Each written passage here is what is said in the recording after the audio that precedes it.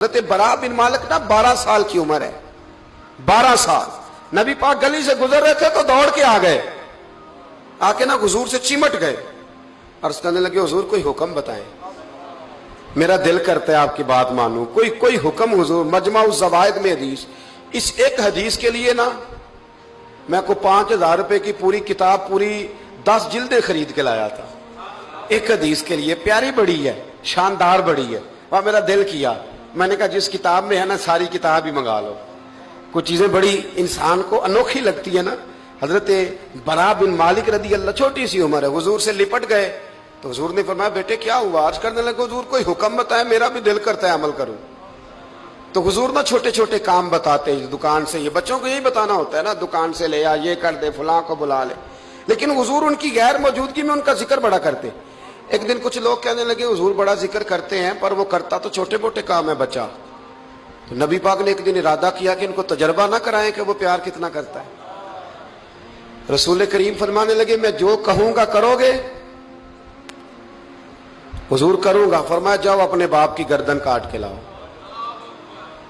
کس کی جی؟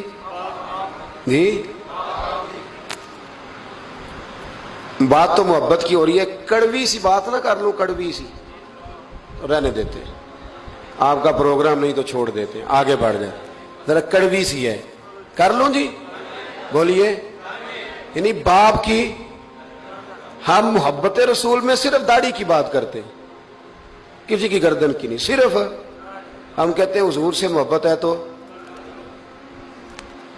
میں نے کہا تھا نا کڑوی ہے، آپ نے مجھے گھورنا شروع کر دیا اور خاصا تیز گھور رہے ہیں آپ۔ اور خدا کے بندو یہ رسول اللہ کی سنت ہے، کسی کو نہ اچھی لگے، کسی کوئی تعریف نہ کرے، پر میرے رسول کو تو اچھی لگتی ہے کہ نہیں؟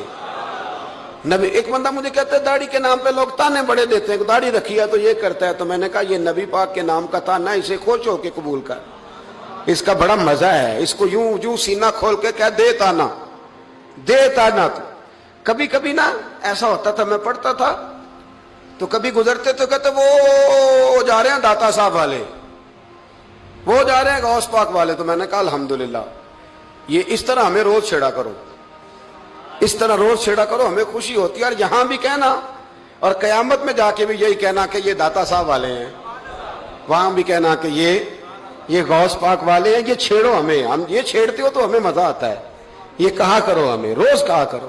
اللہ تعالی ہمیں عقیدے پر استقامت نصیب فرمائے۔ آگے بڑھتا ہوں، بات مکمل کرتا ہوں۔ حضرت برا بن مالک رضی اللہ تعالی عنہ نا، حضور نے فرمایا جا اپنے ابا کا سر کاٹ کے لا، تو وہ دوڑے۔ ایک روایت میں ہے کہ مولا علی کے گلے میں تلوار لٹک رہی تھی، یوں کھینچی، اور اس نے جذبات سے دوڑے کہ حضور نے فرمایا اسے پکڑ لو ورنہ یہ گردن کاٹ بھی لائے گا، پکڑ لو اسے ورنہ یہ کاٹ دے گا۔ اللہ کی قدرت کے تھوڑا وقت گزرا تو وہ بیمار ہو گئے۔ دن میں 2 مرتبہ میرے نبی پاک تیمارداری کرنے جاتے۔ ایک شام رسول کریم تشریف لے گئے تو حضور سرانے بیٹھے، ماتھے پہ ہاتھ رکھا تو کریم محبوب ان کے باپ کی طرف کان میں کچھ کہا ان کے والد سے، حضور رونے لگے، اور پھر حضور نے دوبارہ ماتھا چوما، پیار کیا اور چلے گئے۔ حضرت برا بن مالک چھوٹی عمر تھی، کچھ نے لکھا طلحہ بن برا نام تھا ان کا۔ تو حضرت طلحہ بن برا نا اپنے ابا کو قریب بلایا اور چارپائی میں بٹھایا، کہنے لگے ابا جی حضور کیا فرما گئے؟ کہا بیٹا تیرے والی بات نہیں۔ کہا نہیں بتائیے۔ کہا نبی کریم علیہ السلام نے فرمایا کہ شام کو نا میرے طلحہ کا انتقال ہو جائے گا، اور جب اس کی روح پرواز کر جائے تو مجھے خبر کرنا، میں آ کے جنازہ پڑھاؤں۔ ٹھنڈ بڑی تھی، مدینے میں ٹھنڈ بڑی تھی۔ حضرت طلحہ نے نا اپنے باپ کا ہاتھ پکڑا اور اپنے سینے پہ رکھا، کہنے لگے ابا حضور تو جو فرما گئے، پر میری وصیت یاد رکھنا، نبی پاک کے دین کا قانون یہ ہے کہ جب کوئی انتقال کر جائے تو جلدی دفن کرو، اس طرح کرنا رات کا وقت ہوگا،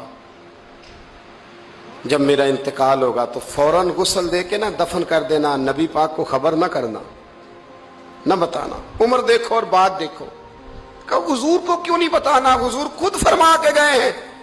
تو کہنے لگے رات کا وقت ہوگا تو جن گلیوں سے حضور نے گزر کے آنا ہے نا وہ یہودیوں کے محلے ہیں، ایسا نہ ہو کہ میرے جنازے کی وجہ سے کوئی یہودی میرے نبی کو تکلیف دے دے، میرے جنازے کی وجہ سے، جنازے کی وجہ سے۔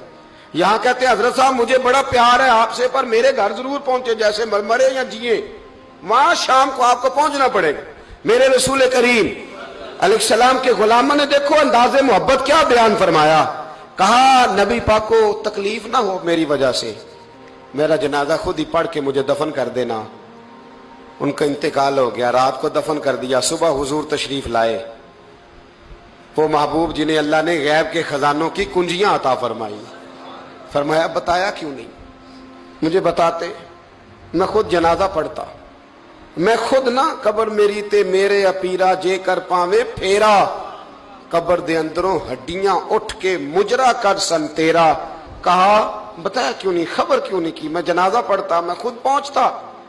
तो बाप रो पड़े, अर्ज करने लगे हुजूर मेरा तो पुत्र था, मेरे लिए इससे बड़ी सादत क्या होती कि आप जनाजा पढ़ाते। पर उसने वसीयत कर दी थी कि हुजूर को बताना नहीं, तकलीफ होगी।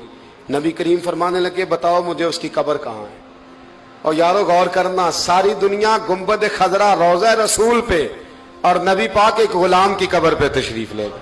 खुद नबी करीम गए और आज हुजूर ने दुआ अनोखी फरमाई, फरमाया ऐ अल्लाह जब मेरा तलहा तुझसे मिले ना तो जरा इससे मुस्कुरा के बात करना जो तेरी शान के लायक। रसूलुल्लाह की मोहब्बत, नबी पाक की गुलामी, रसूलुल्लाह का प्यार।